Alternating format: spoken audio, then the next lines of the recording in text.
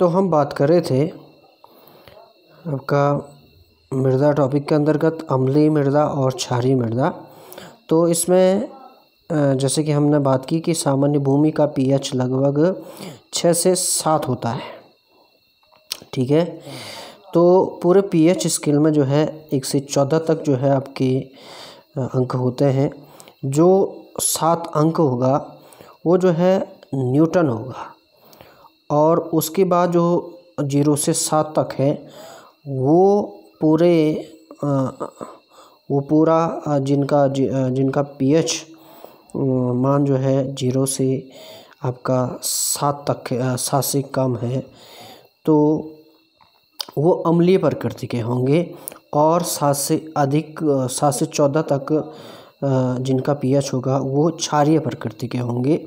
तो जैसे मैंने कहा कि सामान्य भूमि का जो आपका पीएच होता है वो 6 से 7 होता है। तो इसमें लिखा है कि अम्लीय मृदा, या जैसे आप बात कर रहे हैं, इसमें लिखा है जब मिट्टी की पीएच वैल्यू 7.2 पीएच वैल्यू से कम होती है, 7.2 पीएच वैल्यू से कम होती है तो वो मिट्टी अम्लीय होती है। क्योंकि मैंने कहा कि जो है 0 से 7 तक जिनका जो है पीएच वैल्यू होती है वो जो है अम्लीय प्रकार की जो है मिट्टी होती है। और इसमें लिखा है कि अम्लीय मिट्टी अधिक वर्षा वाले स्थानों में पाई जाती है। बात करें क्षारीय मृदा की, तो क्षारीय वह पदार्थ होगा जिनका पीएच स्केल पे मान 7 से 14 पीएच 7 से 14 तक होगा, यानी 7 से 14 तक के अंकों में जो भी अंक उनका होगा, जैसे 8, 9, 10, 11, 12 यानी 14 तक, ये सारे जो हैं पीएच वैल्यू वाले आपकी क्षारीय प्रकृति के कहलाएंगे। तो इसमें लिखा है कि जब मिट्टी की पीएच वैल्यू 7.2 पीएच वैल्यू से अधिक होती है तो वो मिट्टी क्षारीय होती है। इसमें लिखा है कि क्षारीय मिट्टी कम वर्षा वाले स्थानों पर पाई जाती है। तो जो हमने इसमें दोनों को देखा, जो आपका अम्लीय मृदा है यहाँ पे वर्षा अधिक हो रही है, या अम्लीय मृदा उन स्थानों पे पाई जा रही है जहाँ पे जो है वर्षा की मात्रा अधिक है, और क्षारीय मृदा उन स्थानों पर पाई जाती है जहाँ पे जो है कम वर्षा होती है। आगे इसमें लिखा है कि फसलों के लिए अधिक अम्लीय और अधिक क्षारीय मिट्टी ठीक नहीं होती है। तो कोई भी जो फसल होगी वो तो ना अधिक अम्लीय मृदा में उग पाती है और ना ही अधिक क्षारीय मृदा में आपकी उग पाती है।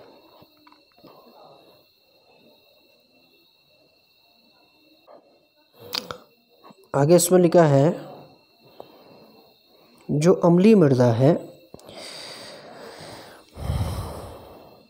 इसमें लिखा है कि मिट्टी में अम्लता कम करने के लिए चूने का उपयोग किया जाता है, और अम्लीय मिट्टी चाय बागानों के लिए उपयुक्त होती है जब पानी का निकास अच्छा हो, इसलिए पर्वतीय ढालों पर इसे उगाया जाता है। तो जो चाय जो पौधा है वो जो है आप देखते हैं कि जो चाय के बागान है वो ढलानों पर होते हैं। वो इसलिए होते हैं क्योंकि जो आपका जो चाय का पौधा है इसके लिए वर्षा बहुत अधिक चाहिए होता है। 250 सेंटीमीटर प्लस जिन क्षेत्रों में वर्षा होती है वहाँ चाय अच्छा होता है। लेकिन वर्षा तो एक अधिक चाहिए, लेकिन अगर इनकी जड़ों में अगर पानी पहुँच जाता है तो जो है ये पूरा पौधा ख़राब हो जाता है।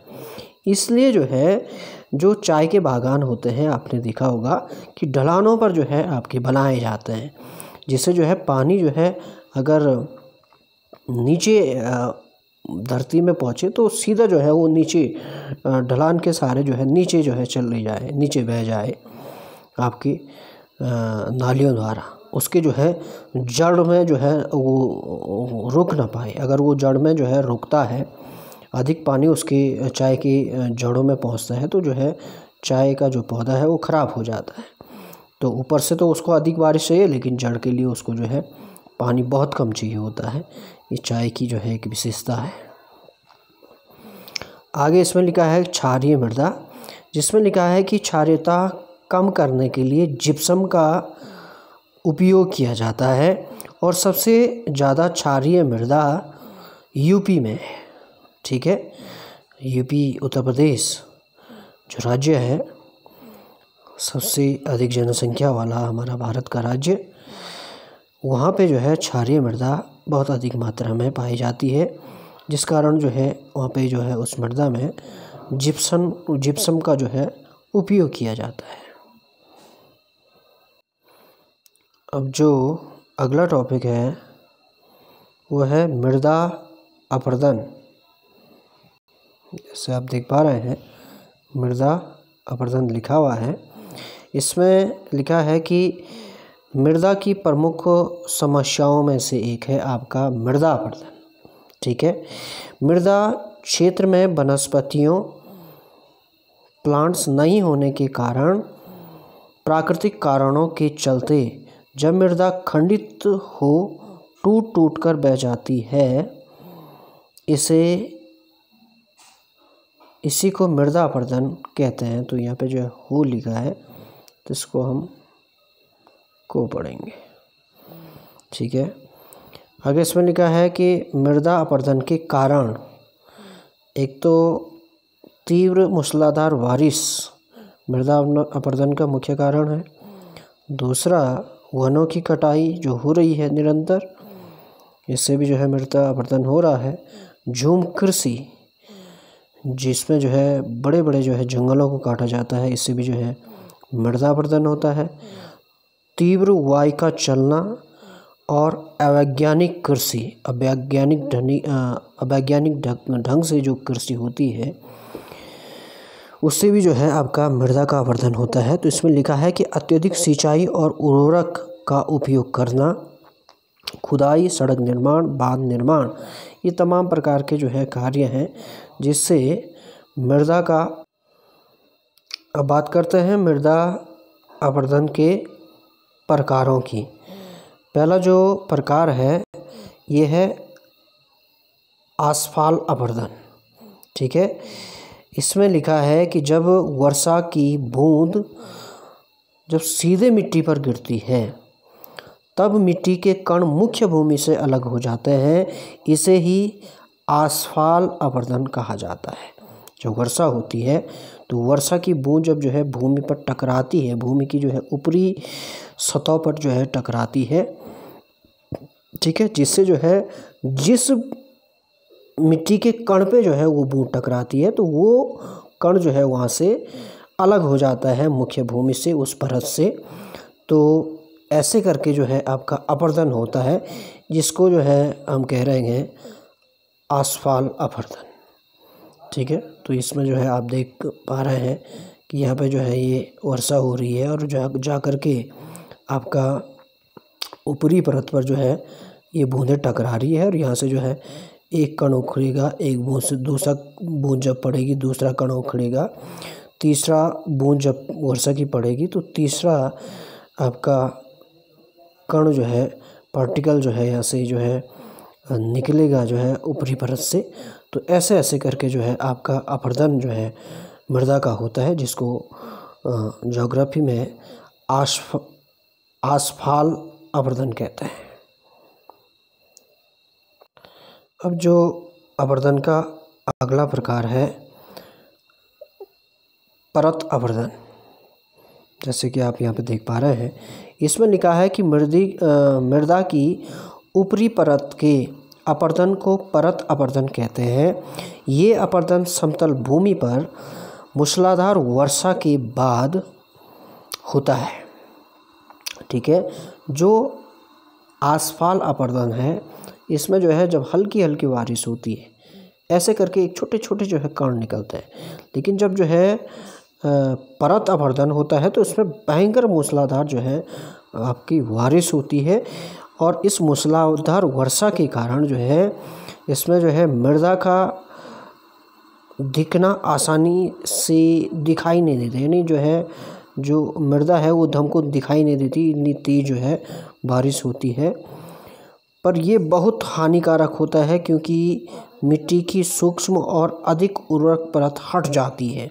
तो जब भयंकर जो है बारिश होगी, मूसलाधार बारिश होगी, जिससे हमको मृदा दिखाई नहीं देगी, लेकिन जो है कुछ समय बाद देखेंगे कि तो जो उसकी ऊपरी जो परत होगी, ऊपरी लेयर होगी, वो उखड़कर जो है बह चुकी होगी। ठीक है, तो आपका इस प्रकार के जो है जब अपरदन होता है आपका इस मूसलाधार बारिश से, तो इसको हम परत अपरदन कहते हैं। अपरदन का जो तीसरा प्रकार है मृदा का, वह है रिल अपरदन। जैसे कि आप देख पा रहे हैं, इसमें लिखा है कि मूसलाधार वर्षा के कारण मृदा की कमजोर परत का हटना और कठोर मृदा में नालियों का बनना रिल अपरदन कहलाता है। ठीक है, तो आपका पहला जो अपरदन हुआ उसमें जो है जब जो है हल्की बारिश हुई और उससे जो है छोटे छोटे एक एक पार्टिकल जो है आपके निकले जो है आपकी धरती के ऊपरी सतह से, ठीक है, उसके परत से, ठीक है, एक एक कण जो है मिट्टी के निकले। जब जो है भयंकर जो है दूसरे स्टेज में बारिश होती है परत अपरदन में, तो जो है उसमें मूसलाधार बारिश के कारण जो है ज़ोर से जब जो है वो वर्षा धरती की जो है ऊपरी परत पर पड़ती है, तो उसको जो है उखाड़ फेंकती है और एक स्थान से दूसरा स्थान तक उसको बहा ले जाती है, जिसको हमने कहा परत अपरदन। और तीसरा जो अपरदन है रिल अपरदन जिसको हम कह रहे हैं, तो इसमें जो मूसलाधार बारिश होती है और इस बारिश से जो है आपका ऊपरी परत जो है हट जाती है और जो उसके नीचे जो कठोर परत है मृदा की वो दिखाई देती है और उसमें जो है नालियाँ जो है जब बनती है, ठीक है, तो आपका कठोर मृदा में जो है नालियों का बनना और वहाँ से जो है उस मिट्टी का एक स्थान से दूसरा स्थान जो है हस्तांतरित होना आपका रिल अपरदन कहलाता है।